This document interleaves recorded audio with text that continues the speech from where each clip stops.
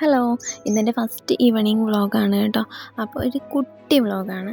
അപ്പോൾ നമ്മൾ ചായയൊക്കെ കുടിച്ചുകൊണ്ടിരുന്നപ്പോഴാണ് ബാക്ക് വശത്ത് നിന്ന് ഭയങ്കരമായിട്ടുള്ള സൗണ്ട് കേൾക്കുന്നത്.